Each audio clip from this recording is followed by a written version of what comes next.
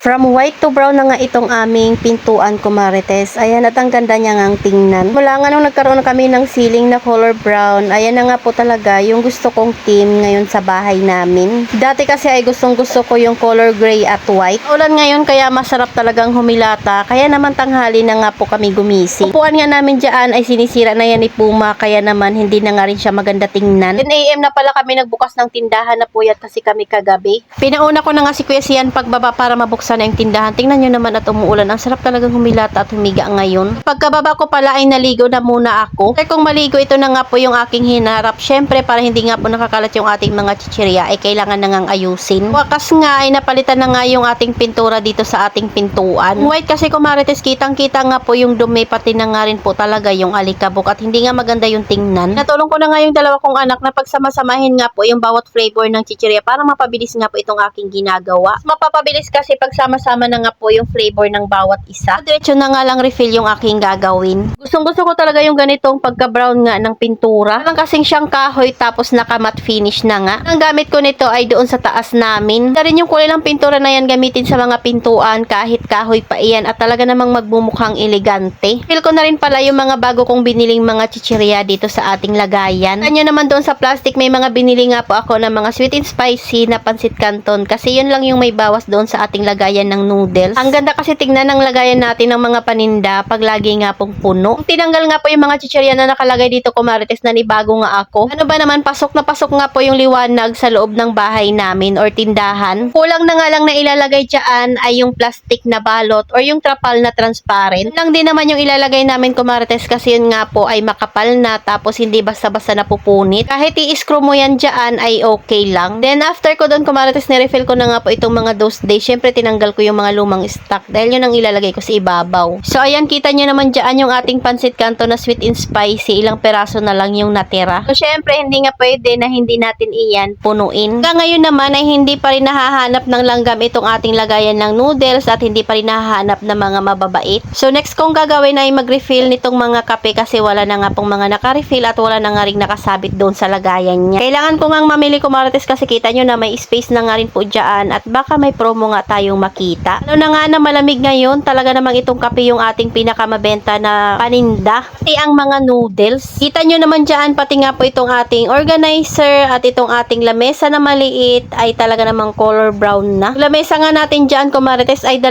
peraso na yan pag mag-check out tayo at ang ganda rin talaga ng quality. Pwede mong dalhin kahit saan, pwede mong ipwesto or ibagay kahit sa mga kanto or di kaya sa tabi ng higaan. Pwede rin namang kainan kung maliit lang yung pamilya nyo. Kaya para sa akin, bagay na bagay talaga to sa mga maliliit lang yung space. Nagputol-putol na rin pala ako dyan ng mga gatas, pati itong Milo, kasi nung nagtingin nga ako sa organizer namin, wala na halos laman. Lalo na nga yung swak pack na gatas, abay ubos na talaga. Sobrang natutuwa din talaga ako dito sa aking organizer na lagayan ng mga stock, kumarites, kasi ang laki talaga ng space na pwede mong paglagyan. Pinakaibabaw niyan ay wooden top na nga rin. Is lang linisan yung pinakailalim niya kasi may gulong na rin yan. Tapos napaka-affordable lang din itong ating organizer. Kung gusto nyo nga rin talaga yung mga ginagamit ko, kumarites, ay magtanong lang kami sa comment section at ibibigay ko sa inyo yung link. So after ko nga silang maputol, syempre diretso refill na nga yung aking gagawin. Hindi talaga ako magsasawa na mag-recommend dito sa aking organizer na 9 pieces lang kasi napakamura lang yan, kumarites. Tapos ang dami nyo nga pwedeng mailagay dyan at magiging maayos pa yung tindahan nyo. Lalo na kung mga paninda mo ay lagi mong tinatago dahil may mga mababait. Pag nakalagay nga sa ganito, eh mabilis lang silang iligpit. Kaya lang muna, kumarites, salamat sa panonood. Follow for more. God bless us. At sana i-share nyo na nga rin po itong aking video.